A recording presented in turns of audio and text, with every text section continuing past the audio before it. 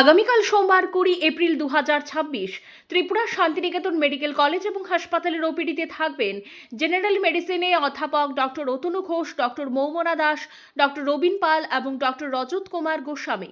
General সার্জারিতে থাকবেন অধ্যাপক ডক্টর দামোদর চ্যাটার্জি, ডক্টর দেবদীপ দেবনাথ এবং ডক্টর মিমানি দে।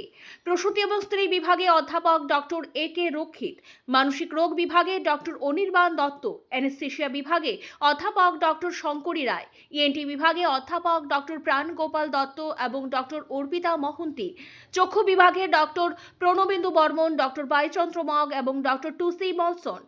অ্যান্টিরেবিস বিভাগে থাকবেন ডক্টর মঞ্জুরি সূত্রধর, শিশু বিভাগে ডক্টর অমিতাভ চক্রবর্তী, ডক্টর স্বপ্না সিনহা এবং doctor Anubhav Ghosh.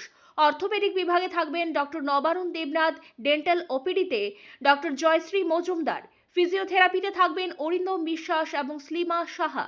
Santiniketan medical college এবং হাসপাতালের ওপিডির পাশাপাশি আইপিডি বিভাগও চালু রয়েছে।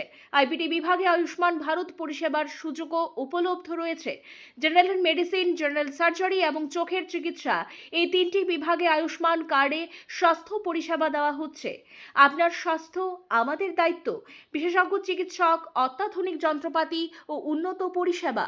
মাত্র 10 টাকার বিনিময়ে আপনারা সপ্তাহে সোম থেকে শনিবার প্রতিদিন সকাল 9টা থেকে বিকেল 5টা পর্যন্ত ওই ওপিডি বিভাগে বিশেষজ্ঞ চিকিৎসকদের কাছ থেকে উন্নত চিকিৎসা পরিষেবা আপনারাও নিতে পারবেন।